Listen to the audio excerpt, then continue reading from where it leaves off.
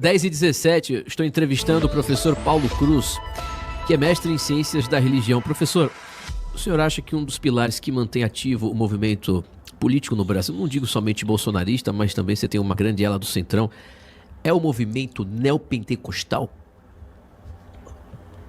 Olha, essa é uma questão muito delicada e muito importante do cenário político atual, né? Eu me lembro que também lá em 2020, desculpa ficar sendo autorreferente, mas é porque Não, eu por fico favor, me tem que lembrando ser das mesmo. coisas, né? Eu me lembro que eu escrevi, porque eu sou protestante, né? Eu sou evangélico, e eu fiquei muito assustado quando vi o que estava acontecendo com a igreja evangélica no Brasil. Eu sempre fui um cara chato, desde que eu me converti em 2020, e sempre fui um sujeito, 2020, perdão, 2000. E eu sempre fui um cara chato, sim, porque eu já lia muito quando me converti, então eu me converti como um cara muito criterioso, eu ficava questionando muito, então eu arrumei muita confusão em igreja, porque sempre achei que as pessoas precisavam estudar, precisavam aprender, precisavam entender, e não ficar só naquele oba-oba e tal.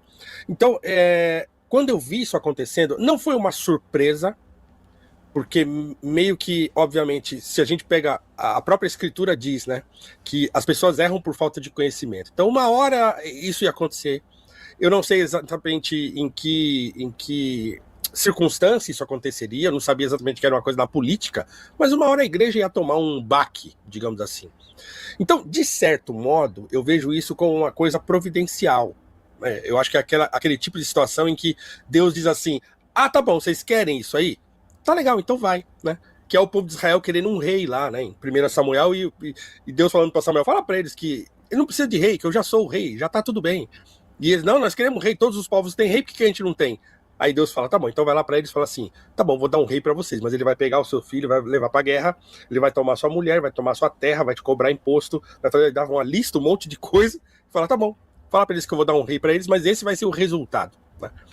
Então, na verdade, eu vejo assim, né, que foi uma coisa que aconteceu porque, obviamente, como um cristão, eu vejo que há a mão de Deus nisso tudo.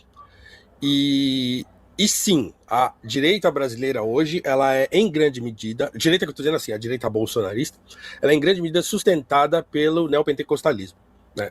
Por quê? Porque há uma confusão conceitual aí. Porque as pessoas não entendem, elas confundem conservadorismo com cristianismo, Perfeito. elas confundem conservadorismo com moralismo, né, ou com valores morais específicos, né? Eu sou de direita porque eu sou contra o aborto, porque eu sou a favor da redução da maioridade penal, porque eu sou contra casamento entre pessoas do mesmo sexo e tal. E essas coisas são distintas, né? É óbvio que o conservadorismo e a religião, e o cristianismo sobretudo, vão se encontrar em muitos aspectos. Mas há cristãos que são progressistas, né? Eu não concordo com eles, mas eles existem. E há conservadores que são ateus, inclusive. Porque essas coisas não são interligadas. Perfeito. Você tem cristãos conservadores e tem cristãos que não são. Você tem ateus que são conservadores e ateus que não são.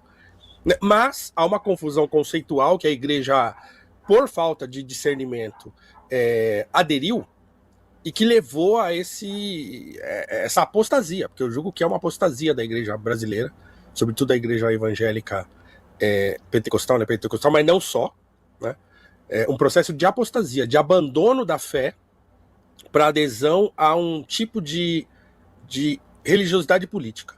É muito triste, mas é o que aconteceu. O professor, agora o senhor acha que esse movimento é crescente ou ele está lateralizado, reduziu? Eu acho que é crescente. Impressionante, em qualquer igreja do interior do estado aqui da Bahia, igreja neopentecostal, igreja que tem dono, né? Pastor é o dono, vira um comitê bolsonarista. É impressionante. Eu não sei como é que é no interior do estado de São Paulo, em lugares mais humildes, periféricos, mas aqui na Bahia é dessa forma. Uma igrejinha vira comitê bolsonarista, só faltam colocar o quadro do Jair, né? E outras igrejas, não vejo igrejas, mas também outros centros religiosos acabam virando antros petistas. O que o senhor acha disso? Bom, e o sinal de apostasia é muito evidente aí, né? Porque, veja, primeiro, o Bolsonaro nem evangélico é. Então, os evangélicos sempre foram muito ciosos disso. E eu vi isso a minha vida inteira, de crente. Né? Aquela coisa do julgo desigual. Então, assim, o crente não podia namorar com uma pessoa que não era crente. Podia ouvir música. Isso era um...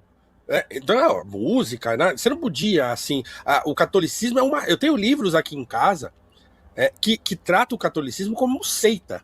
Não que eu concorde, não estou dizendo que eu concordo, mas isso era um tema, né? Sim, sim. O catolicismo era colocado como um movimento sectário dentro do verdadeiro cristianismo, que era o evangélico. Né? E de repente, a igreja inteira adere a um político que nem evangélico é.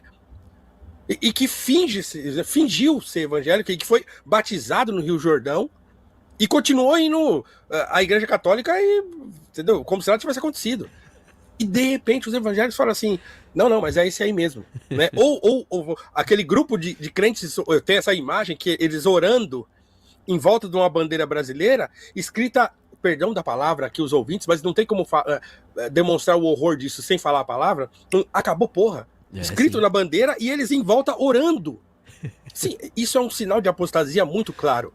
Né, que Deus cegou essas pessoas e falou assim: tá bom, vai aí. Né? Eu não sei, eu tenho a impressão, aqui em São Paulo pelo menos, eu tenho a impressão que isso arrefeceu um pouco.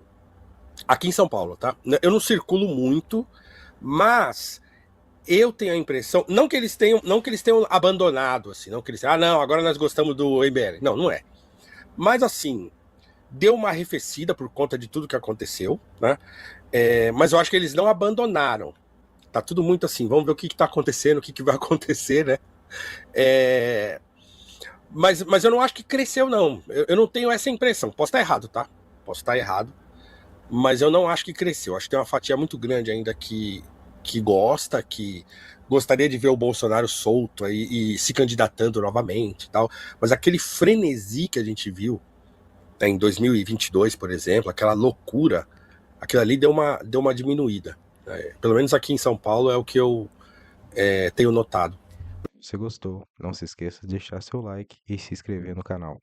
Te vejo no próximo vídeo.